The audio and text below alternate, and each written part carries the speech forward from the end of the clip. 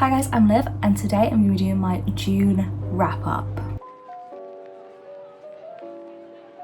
I went away in June for 3 weeks actually, so I didn't expect to read anything, but I did manage to get a couple books read. Not loads, I won't lie, but I got a couple, so let's have a little chit chat. Throughout June I read a grand total of 5 books. I got no 5 stars this month, but I did give everything at least 3 stars.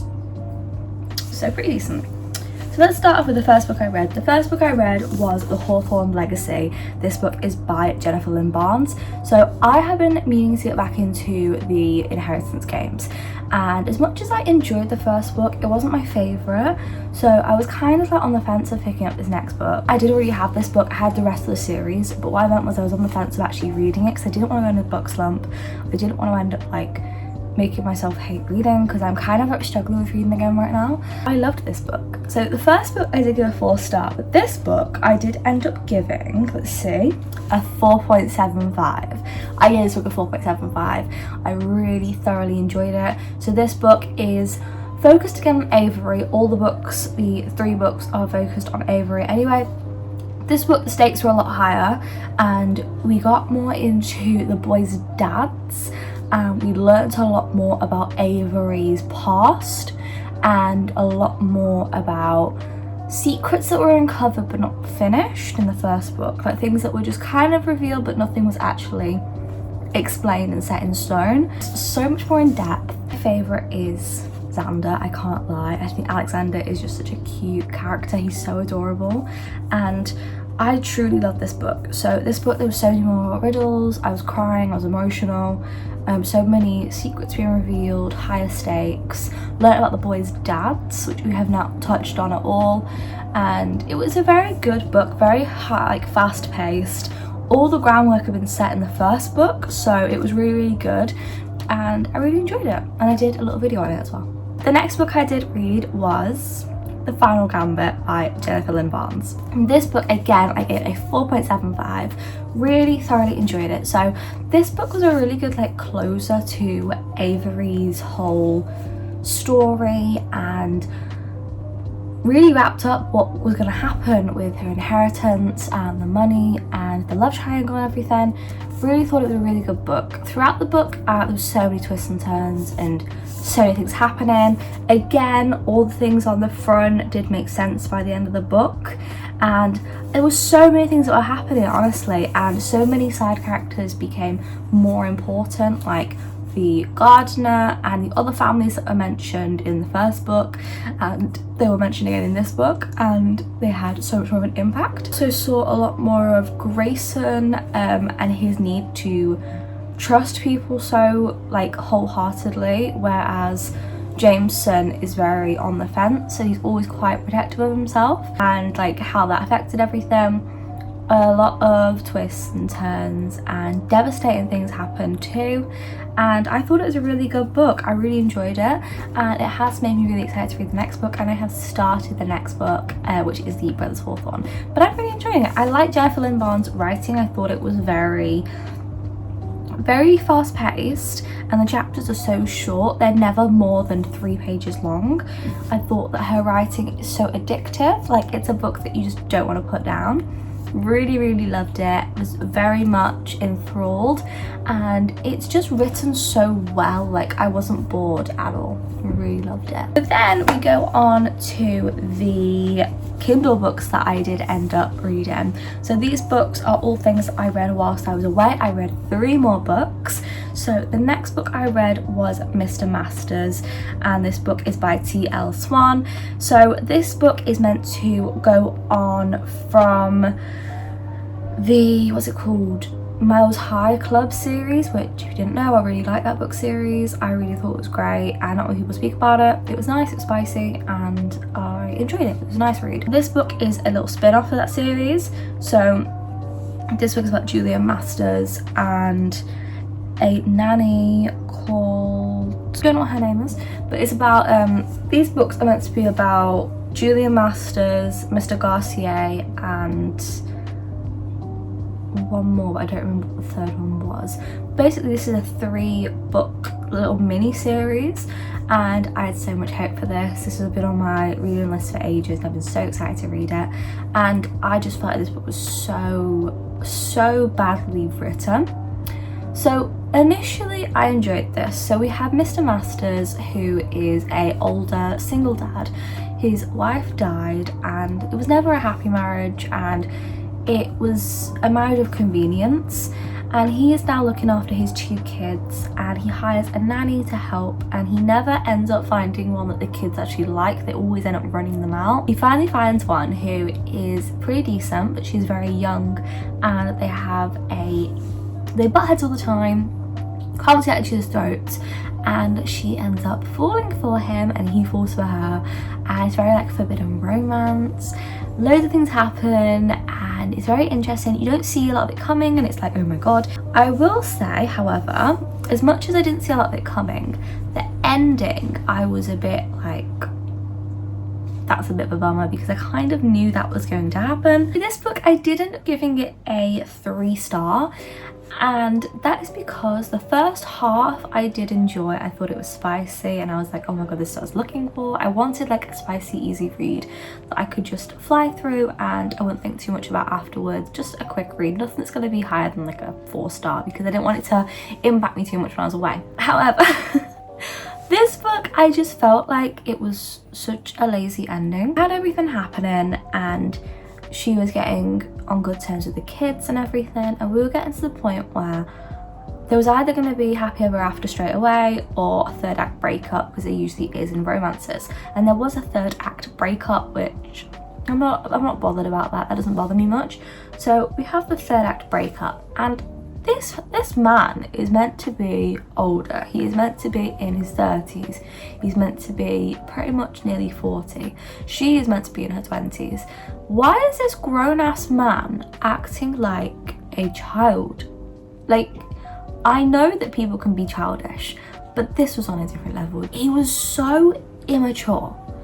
And it wasn't that he was being immature, it was that he was written immature, like he was written young. The actions that he did, this is really difficult to explain.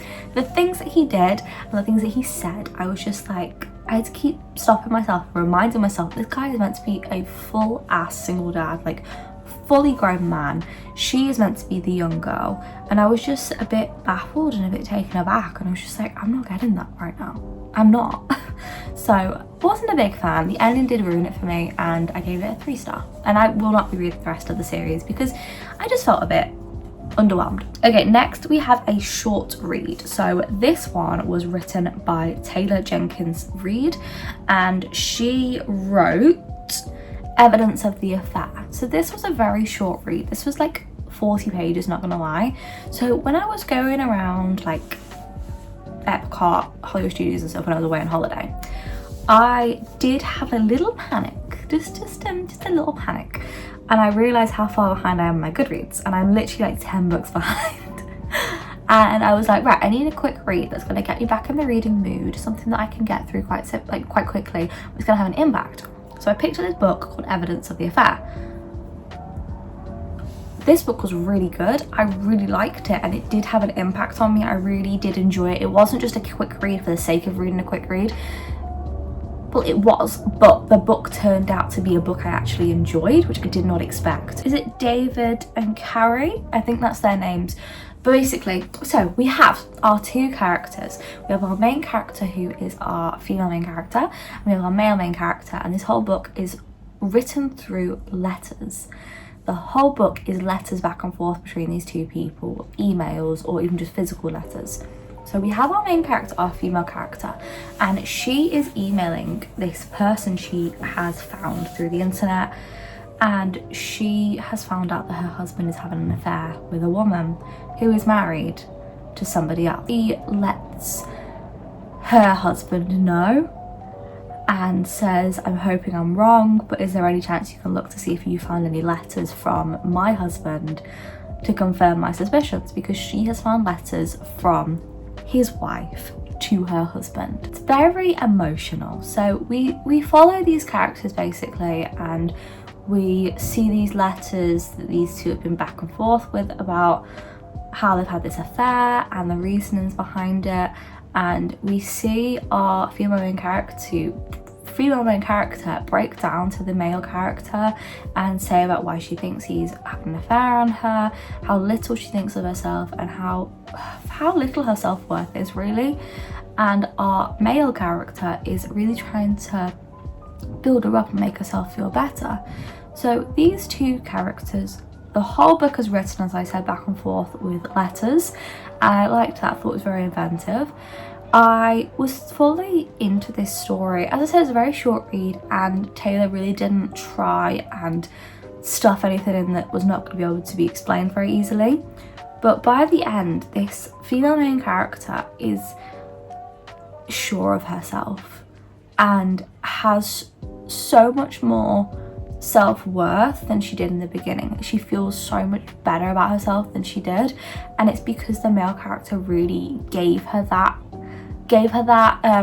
like spark that her husband wasn't giving her. Her husband would speak down to her all the time, and this male character would bring her up so well. So she really felt better about herself, and it gave her confidence.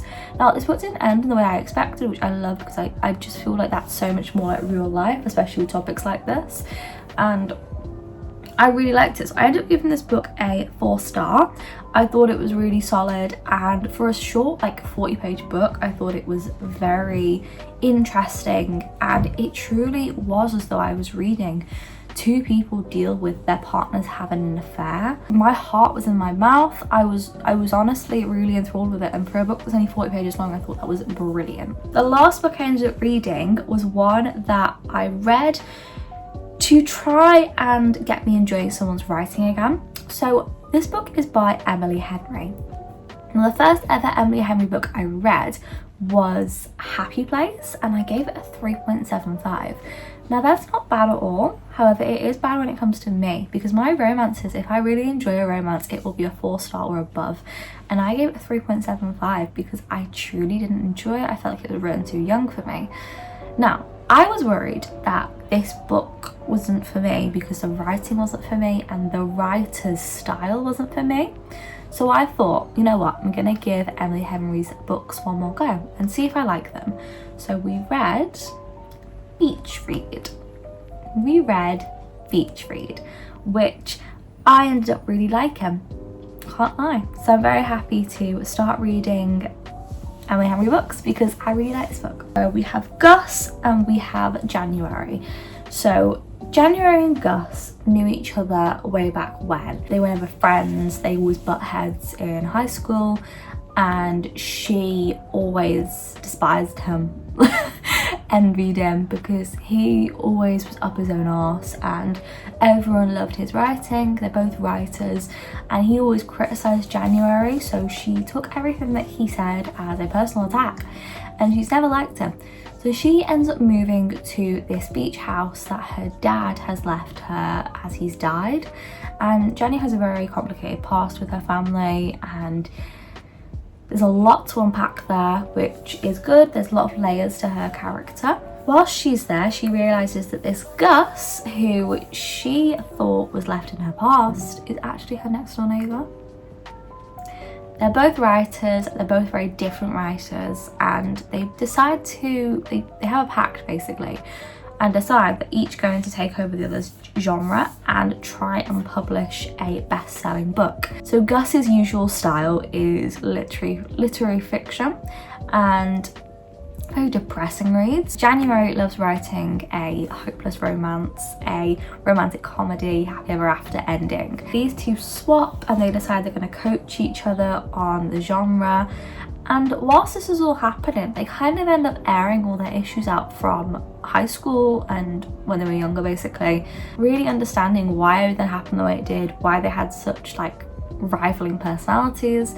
And it's a really beautiful romance, and I thought it was a really good book. I really enjoyed it, and I found myself actually really rooting for the people in this book. I felt like I knew them.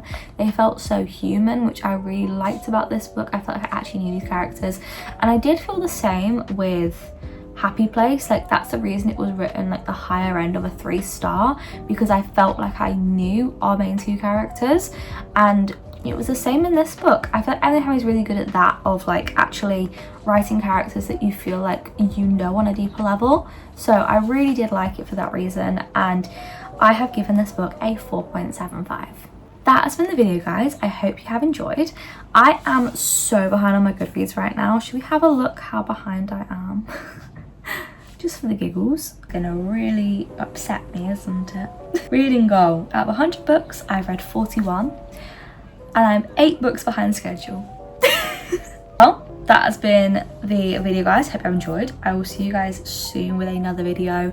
I am heading to Greece soon, so I'm very excited for that. I'll probably do a little vlog there because I'd love to, when I come back, be able to watch that and see mine and Sam's first ever holiday abroad. So I will see you guys soon. I need to figure out how you edit on an iPad, by the way, because I'm trading in my laptop for this iPad, which I just bought recently. So I'd love to figure out how to edit on this. If anyone's got any help down below, please tell me. If you've got any advice. I'll see you guys soon in another video, and yeah, subscribe, like, and do that stuff, and we'll see you guys soon. Bye.